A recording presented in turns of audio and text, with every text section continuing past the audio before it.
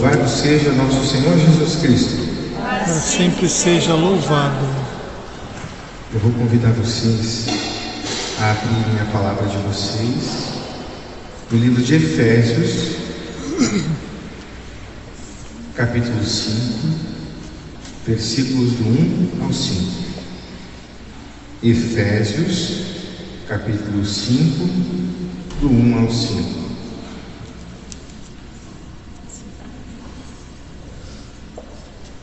Quem já achou, fala achei.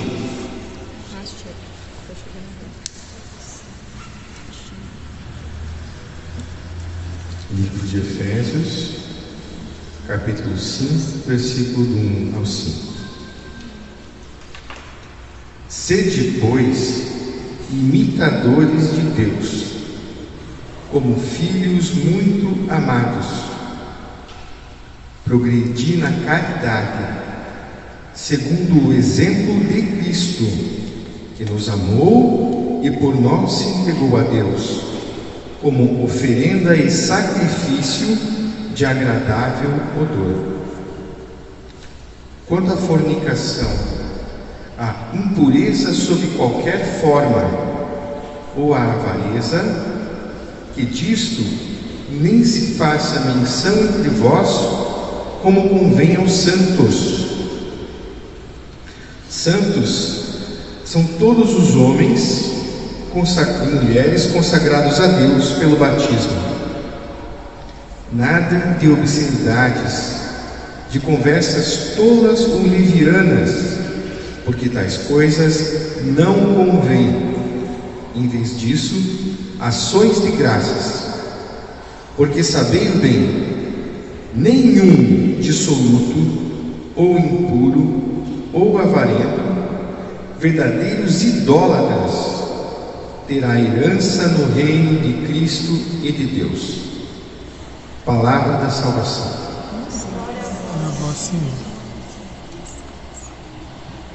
A carta dos Efésios, ela é muito conhecida pela armadura do cristão. Então a Bíblia, a palavra de Deus, ela é, espiritualmente falando, literalmente uma espada que vem em nosso auxílio e Deus coloca nas nossas mãos para que a gente realmente possa nos defender. Ela também é alimento que sacia a fome que a gente tem em busca da verdade, essa verdade que conduz a Deus, porque Jesus Cristo falou: eu sou o caminho, a verdade e a vida. Quem sinceramente busca a verdade, busca a Deus. Então aqui, no início dessa passagem, onde ele diz, sede pois, o apóstolo nos diz, sede pois, imitadores de Deus. Como a gente vai imitar quem a gente não conhece?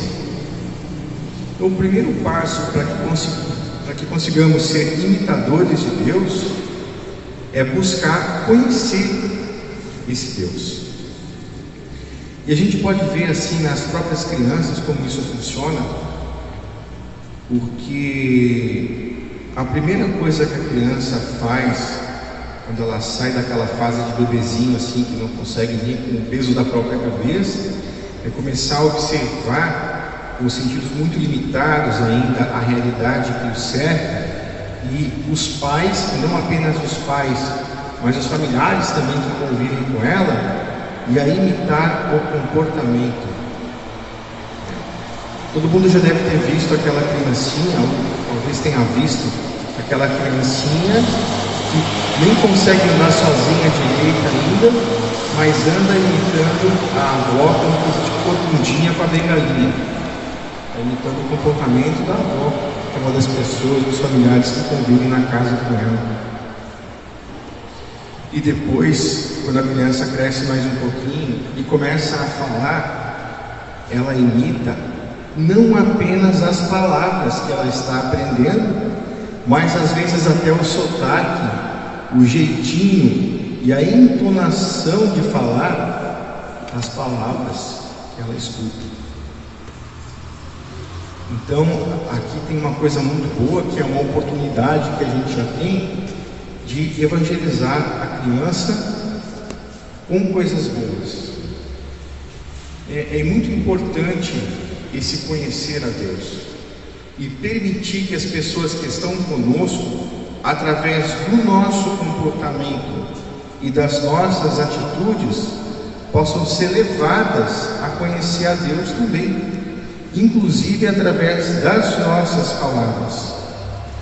Então, aqui um pouco mais à frente, né, nessa mesma passagem, ele ainda fala assim, nada de obscenidades, de conversas tolas ou levianas, porque não convém, né? Não convém. Uma pessoa que conheceu pessoalmente o servo de Deus, Marcelo Henrique Câmara, falou que essa era uma expressão que ele usava quando alguém vinha na presença dele ou na roda de pessoas que ele estava, contar, por exemplo, uma piada obscena, uma anedota obscena, né?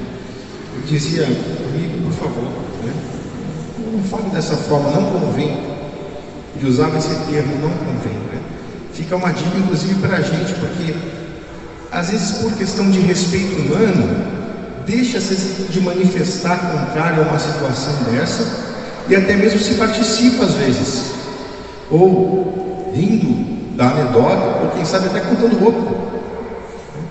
Somos levados pela forma e pela sociedade em que vivemos, muitas vezes, a proceder de maneira automática dessa forma. Então essa busca do conhecer a Deus vai permitir que a gente encontre uma nova forma de ser e de nos posicionar também, de passarmos a refletir antes de fazermos as coisas. Nós vamos abandonar a impulsividade e vamos passar a pensar antes de agir, até que isso seja automático, como o caminhar é automático para nós. Você vai caminhar, você não fica pensando, bom, qual é o músculo que eu tenho que mexer agora, qual parte da perna do pé eu tenho que colocar onde. Você simplesmente sabe para onde quer ir e vai. Você nem pensa na movimentação das suas pernas e do seu corpo. Então, quando passamos a conhecer a Deus, agir e proceder de uma forma que agrade, ou pelo menos não desagrade a Deus, que sirva para a nossa santificação e também para a santificação e evangelização das pessoas que estão à nossa volta, passa a fazer parte da nossa vida, torna-se esse automático. É preciso muita luta e muito esforço e aceitar a vontade de Deus na nossa vida para conseguir proceder dessa forma. Porque quando se toma essa decisão de buscar a verdade, buscar conhecer a Deus, uma coisa é certa: muitas provações vão surgir na sua vida, de todos os lados e praticamente de todas as ordens, porque a intenção daquele que é nosso verdadeiro inimigo, e também está aqui na carta aos Efésios, é que nós não consigamos. Então ele vai fazer um estardalhaço na nossa vida para tentar nos assustar e nos levar a desistir desse nosso propósito de buscar a verdade, de conhecer a Deus e de começar a praticar a verdade na nossa vida. Inclusive por muitas pessoas que vão começar a cuidar do teu comportamento e dizer para você assim: tá vendo, pisou fora da bola, saiu do teu quadrado, você fica falando certinho, mas na hora de fazer você também escorrega, olha aqui, Então, fazer esse propósito em nenhum momento significa que automaticamente, naquele instante, caiu um raio em cima de você e você virou o santo para sempre. Não, você está iniciando um caminho, subindo apenas o primeiro degrau de uma escada que um dia, se Deus quiser, vai te levar para o céu. Então, o inimigo vai tentar também acusar você, para que você se sinta culpado, para que você sinta remorso. E similar ao medo, o remorso e a culpa, eles podem ser um instrumento para mostrar para você um sinal de alerta, para dizer: olha, aqui tem perigo, não vá. Agora, se o medo vira pânico, te impede inclusive de se mexer e de seguir adiante, inclusive diante de um perigo real. Então essa acusação e essa culpa e esse remorso não devem gerar o pânico em você. Devem gerar sim a humildade de reconhecer que você é humano, que você errou e jamais te impedir de continuar esse caminho de buscar a verdade e buscar o crescimento da presença de Deus. Porque na natureza humana, a forma do aprendizado também está na tentativa e erro. Vejam bem a palavra tentativa e erro. Como que uma criança que não consegue nem ficar de pé sozinha, nem sentar sozinha, de repente está pulando, escalando, correndo, saltando, virando estrelinha, dando cambalhota? Tentativa e erro. A coordenação motora dela, ela tenta de um jeito, não deu. Ela tenta de outro, não deu. E o exercício constante. Agora, se a gente ficar tentando sempre em cima do erro, o resultado é óbvio, é outro erro. Esse método da tentativa e erro funciona da seguinte forma: você tenta nesse caminho e você errou e não dá mais, nesse caminho então tu não volta, você vai por outro caminho. Aí pode ser que dê certo, pode ser que não dê certo. Só que a gente não veio para cá sem um manual de instruções. Você não está jogando uma moeda para cima e tendo 50% de chance de conseguir acertar ou 50% de chance de conseguir errar. Você tem um baita de um manual de instruções para você saber como proceder. Tem uma Santa Brígida, num dos livros das locuções que ela teve, se eu não me engano é no livro de perguntas e respostas, vem para ela assim a seguinte situação: ela vê uma estrada, à beira dessa estrada várias sepulturas, e de repente essa estrada se bifurca em dois caminhos, o da esquerda e o da direita, e bem nesse caminho tem uma placa. Um dos caminhos, ele é cheio de coisas ótimas, excelentes, maravilhosas, gostosas, bonitas, confortáveis, mas lá na frente ele leva a um lugar terrível de perdição. O outro caminho é pedregoso, árduo de você trilhar, estreito, difícil, mas lá na frente há uma grande recompensa infindável. E aí ela recebe a explicação dessa visão que ela teve, Esse caminho, ele é a vida, nosso tempo de vida. Muitas pessoas têm pouco tempo de vida, outros têm mais tempo de vida, outros ainda muito mais. E aquela bifurcação, até aquela bifurcação, é o tempo onde a criança ainda não é capaz de fazer o uso da razão para decidir entre o certo e o errado e o bem ou o mal. Quando a gente chega naquela bifurcação, é o momento em que a criança passa a conseguir decidir se o que ela vai fazer é certo ou errado. Ela chegou à maturidade. Ali pode haver a perda da inocência ou não. E aí ela vai escolher o caminho que ela vai seguir.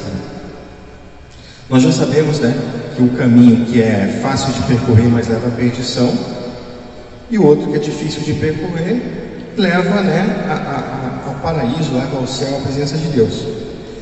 Não significa que, feita uma vez essa escolha, você está com o seu destino selado. Não.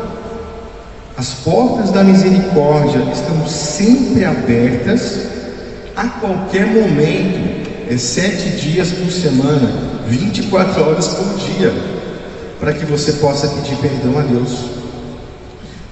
O ideal é que se faça um exame de consciência, se apresente ao sacerdote, faça uma confissão válida, e logo após procure o outro sacramento, que é assistindo à Santa Missa e participando da Sagrada Eucaristia, da comunhão. Mas através da contrição perfeita, que é quando você se arrepende de um pecado por amor a Deus, você já encontra a contrição perfeita, você já encontra o perdão. Ele não dispensa a confissão, mas numa situação onde por um acaso você venha a perder a sua vida e sem condições de ter ido até um sacerdote e feito a sua confissão, não por omissão, essa confissão perfeita, ela te garante a perdão do seu pecado. perante Deus. E é isso que importa. Outra coisa muito importante é que nesse caminho de busca do perdão, nós sejamos verdadeiros com Deus. Não é possível chegar a uma confissão perfeita de coração não sendo verdadeiro com Deus. Pensa assim, vem um vendedor vender um produto para você. Você já não está querendo comprar nada de ninguém. Assim que você vai receber ele. E aí você vê no produto que o negócio é ruim, não é bom. E o vendedor está tentando te enganar e te vender aquele produto como se fosse o melhor do mundo. Olha, esse aqui é primeira linha, melhor que o original. É lógico que você vai se sentir até ofendido pela oferta que ele está te fazendo. A gente que é humano, com a nossa percepção, é capaz disso. Agora pensa Deus, que é onisciente, que nos conhece melhor que a nós mesmos, que conhece os nossos pensamentos e nossas palavras antes mesmo que eles surjam na nossa mente e venham à nossa boca. Então é uma grande ofensa a Deus se apresentar diante dele com astúcia e com falsidade. Às vezes não vamos ser nem capazes de chegar à confissão perfeita. Aí, mais do que nunca, é importante não termos essa astúcia, essa falsidade diante de Deus. Porque reconhecendo isso e nos apresentando diante de Deus com humildade, que Ele vai nos conceder o que é necessário para que nós tenhamos essa condição de chegar a uma confissão perfeita. Porque Deus nos concede toda a graça no momento do batismo.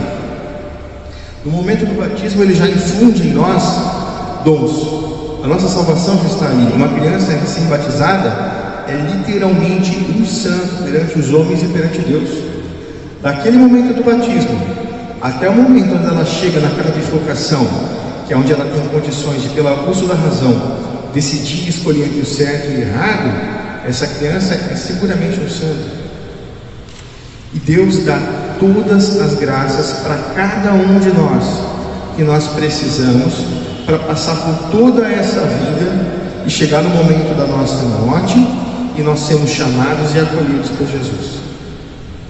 A única coisa que nós precisamos fazer é não sermos nós mesmos obstáculos para que essa graça de Deus possa agir e frutificar na nossa vida, na vida da nossa família, na vida dos nossos irmãos, na vida da nossa comunidade. É bem provável que nessa altura da caminhada, muitos de nós tenhamos feito já muitas coisas que, se hoje pudéssemos voltar atrás, não iríamos repetir. Faz parte dessa caminhada. É uma luta, é uma batalha. Uma luta você não apenas bate, você também leva vários golpes. E muitas vezes acaba levando muito mais do que batendo, né? Não no sentido literal, logicamente, mas esse combate espiritual, por exemplo, estamos assistindo a Santa Missa e começa a nos dar sono, ou começamos a prestar atenção em outras coisas. Se nós cedermos a isso, vou aproveitar o sermão agora, vou tirar o meu cochilinho, igual quem está pegando o ônibus, né, entre a saída e o destino, aproveita para descansar e dormir um pouquinho, aí sim nós estamos fazendo errado. Mas essa nossa luta de voltar a prestar atenção, voltar a ficarmos atentos nas palavras, vim com a Bíblia para a missa, né? Não é ideal que se utilize o celular, mas você pode baixar a Bíblia no celular, no aplicativo, e você está acompanhando a leitura. Eu não estou escutando direito o que estão sendo falado lá na frente, aí logicamente eu não vou conseguir prestar devida atenção, nem retirar a devida mensagem. Eu vou pegar a minha Bíblia ou a Bíblia no meu celular e vou acompanhar a leitura, né? É o nosso esforço sincero perante Deus é extremamente valioso e nos garante junto a Ele várias graças. Ele vem em nosso auxílio. A gente tem aqui na nossa igreja um painel que fala da parábola do filho pródigo, né? Não necessariamente fugindo do tema, mas esse pai que representa Deus, né? Que é Deus, ele foi ao encontro do filho a partir do momento que ele avistou o filho. Aí alguém pode dizer assim: poxa, mas Deus é onisciente, Ele já está avistando todos nós o tempo todo, desde antes do início de todas as coisas. mas eu avistar esse teu esforço de retornar para Ele. Quando você, com todas as suas forças, com toda a tua sinceridade, se apresentou diante dele, fez tudo o que estava ao seu alcance, tudo o que você podia, você chegou nas tuas limitações. Nesse momento, uma grande graça vai acontecer, que é esse Pai vir correndo em teu auxílio, tá? Chamar os servos deles. Quem são os servos de Deus? São os santos anjos, os santos arcanjos e todas as hierarquias dos anjos justos dos céus. E eles vão vir em teu auxílio. Eles vão trazer para você vestes novas. Eles vão trazer para você um anel da aliança. A gente teve a oportunidade de fazer um retiro de experiência e oração. Foi falado muito da renovação da nossa aliança com Deus, né? É uma coisa muito importante isso. Então, essa renovação da aliança a gente pode fazer a qualquer momento, com sinceridade, com todo o nosso esforço, fazendo tudo o que a gente pode. Nesse exato momento, Deus vai ordenar aos seus servos e vai vir correndo em nosso encontro para nos receber de braços abertos. É importante também a gente progredir na caridade. A caridade é uma virtude. Virtude já é um esforço sincero para identificar a nossa vontade com a vontade de Deus. E essa caridade é a capacidade de amar a Deus. É uma virtude que recebemos no batismo. E que, como eu falei agora do pecado mortal, ela se perde quando cometemos o pecado mortal. Por isso, se em algum momento nos encontrarmos em situação de pecado mortal, devemos imediatamente fazer um exame de consciência, fazer o ato de contrição, rezar o ato de contrição, procurarmos a primeira oportunidade do sacerdote para nos confessarmos, porque essa virtude, a perda dessa virtude pelo pecado mortal, nos afasta também da comunhão dos santos. É algo muito sério. E nós devemos progredir essa caridade segundo o exemplo de Cristo. Então, o nosso referencial não apenas é alto, como é o mais alto de todos. Não tem exemplo de caridade maior que o exemplo de nosso Senhor Jesus Cristo. Uma dica assim é: se você tem a oportunidade de adquirir um livrinho chamado Imitação de Cristo e fazer a leitura de um ponto diariamente, não precisa ser abrindo assim aleatoriamente, pode seguir a ordem sequencial por dia. Vai ser muito importante. Esse livro ele já foi utilizado por muitos santos da nossa igreja e ele é de extrema valia para quem quer seguir nesse caminho de conhecer e imitar a Jesus. Eu sempre pensava na questão assim de seguir o exemplo de Cristo, que significava abraçar a cruz. É aquele momento do filme, né, A Paixão de Cristo, onde naquele sofrimento todo coberto de sangue assim, desfigurado, ele abraça aquela cruz como se ela fosse reconfortante.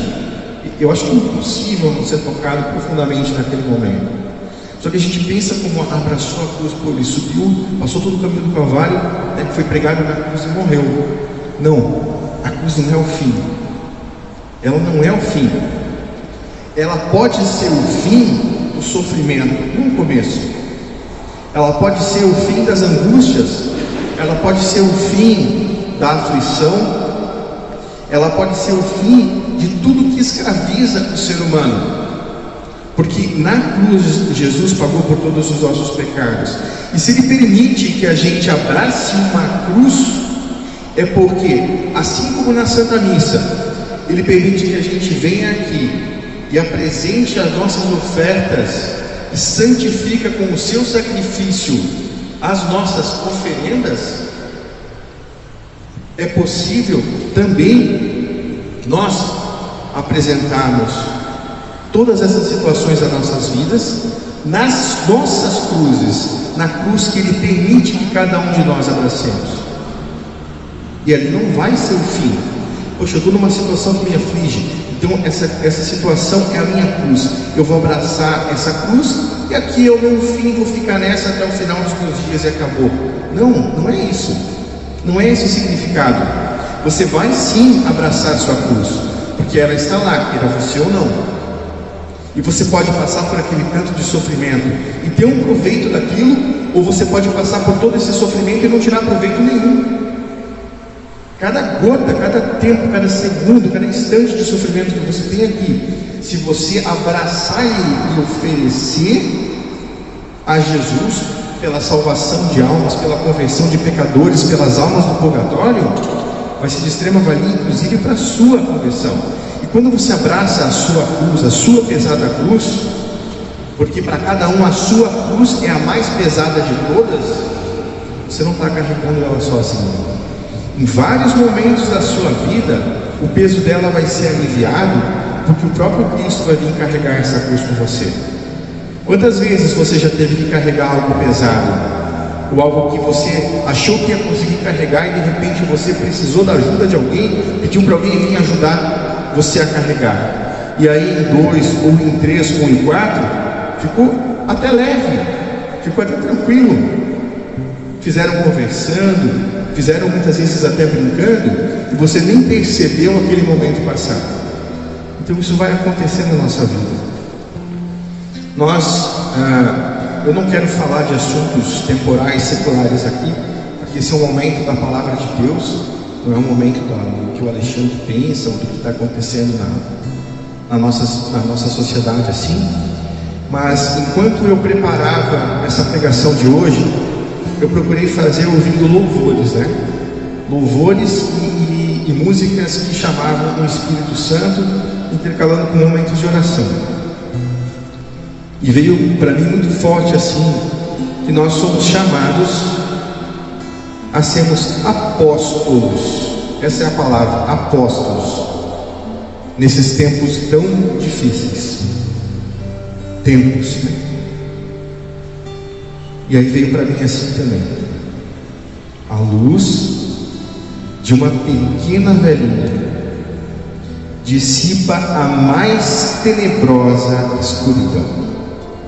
Você pode estar num cômodo fechado, tão escuro que você não enxerga a sua mão, nem os seus pés, nem parede, nem teto, nem lugar nenhum. Se tiver um restinho de vela, assim, um toquinho de vela pequenininha, e você acender, a escuridão vai se dissipar. E por onde você levar aquela vela, a escuridão vai ceder. Por mais que ela insista em permanecer no ambiente, onde aquela vela estiver, vai haver a presença da luz. E nós somos convidados a sermos essas velhinhas nesse mundo, na nossa casa, no lugar onde nós trabalhamos, nos lugares por onde nós passamos, na igreja que nós frequentamos, com as pessoas com que conversamos, com os comentários com que fazemos, com as fotos com que tiramos e postamos, com o que compartilhamos com as pessoas, na forma como interagimos com esse mundo. A gente vai ser instrumento da caridade de Deus na vida de nossos irmãos. E o nosso Deus, que é justo, Ele não vai deixar algo assim passar desapercebido. É nesse momento que você está conseguindo fazer com que suba até Ele as tuas orações, os teus pedidos, para que as tuas necessidades, as graças que você necessita, elas sejam concedidas.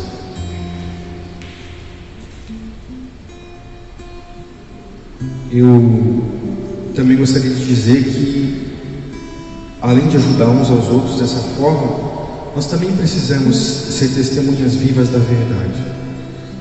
A passagem começa dizendo que nós temos que imitar Cristo. Cristo em nenhum momento se calou. Em nenhum momento aqui na Bíblia aparece Jesus dizendo assim: olha, não fala não, que o pessoal não vai achar muito legal isso não. Melhor não falar. Se era verdade, se era necessário, se era um combate à injustiça, ele falava. E ele tanto falou e não se calou, que para ele teve um peso muito grande, que foi a morte e a morte de cruz. Então nós somos convidados a sermos testemunhas da verdade nesse mundo que a gente vive, nesses tempos tão difíceis. E com a graça de Deus, com a intercessão de Maria Santíssima, que é com a intercessão dela que nós vamos conhecer verdadeiramente o nosso Senhor Jesus Cristo, nós vamos ser capazes de amar a Deus, amar o próximo como Jesus nos amou, abraçar as nossas cruzes, fazer da vontade de Deus a nossa vontade. E um dia, depois de combater o bom combate, estarmos na presença de Deus, louvando Ele com os anjos e com os servos por toda a eternidade.